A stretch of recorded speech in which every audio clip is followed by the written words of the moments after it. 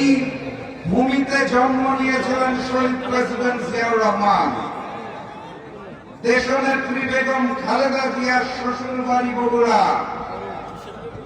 জনাব তারেক রহমানের দাদা বাড়ি হচ্ছে বগুড়া। আমি ক্ষুদ্র মানুষ, বাসের প্রধান, আমার নানা বাড়ি হচ্ছে বগুড়া। আমার নানা বাড়ির পক্ষ থেকে জনাব তারেক রহমান, যিনি দাদা বাড়ির সন্তান, তাকে স্পষ্ট ভাষায় বলতে চাই, বিনয়ের সাথে বলতে চাই, 17 বছর বাংলাদেশে কি হয়েছে, কোন পরিস্থিতিতে ছিল, কারা মজলুম ছিল, কারা রাজপথে ছিল, কারা রক্ত দিয়েছে, কারা পুলিশ সামনে বুক পেতে দিয়েছে, আপনি লন্ডন থেকে খবর পান নাই। এই কারণে লন্ডন থেকে নেমে ওই আগের স্বৈরাচার ফ্যাসিস্ট শেখ হাসিনার সুরে তাল মিলিয়ে কথা বলা শুরু করেছেন। আপনার মরহুম পিতা এবং মাতা আলেম ওলামাদের অত্যন্ত সম্মান করতেন।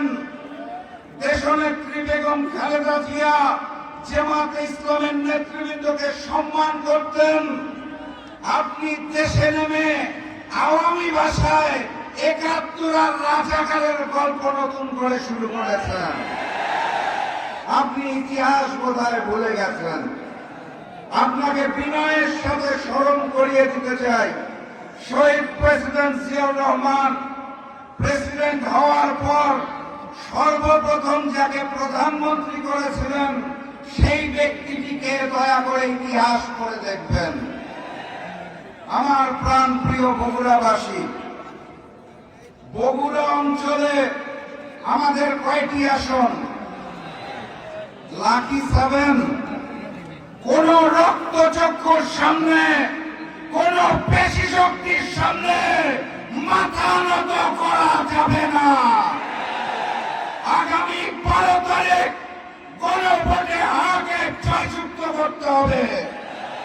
যারা চাঁদাবাজি এবং রাজনীতিতে ব্যস্ত, যারা মামলা বাণিজ্যে ব্যস্ত, তাদেরকে না বলে দিবেন, তাদেরকে রেড কার্ড দেখিয়ে দিবেন। গণভোটে হাকে জয়যুক্ত করবেন। আর ওই যে আগামী দিনের প্রধানমন্ত্রী, আমাদের মানবিক নেতা ডাক্তার শফিকুর রহমানকে এই বগুড়ার পক্ষ থেকে আমরা 7টি আসন উপহার দিব ইনশাআল্লাহ। ওয়াদা করছেন? তাহলে 12 তারিখ থেকে কোনো ঘুম নাই, সকল কেন্দ্র পাহারা দিতে হবে। কারোর সামনে মাথা নত করবো না, এক আল্লাহ ছাড়া। ইনশাআল্লাহ 13 তারিখ আমার নানা বাড়ি বগুড়া এসে আপনাদের সাথে বিজয় উৎসবে বগুড়া দই খেয়ে যাব। আবারও দেখা হবে, আবারও কথা হবে। সবাই ভালো থাকবেন। বিজয়ের পথে যাত্রা শুরু, জীবন অথবা মৃত্যু। আসসালামু আলাইকুম।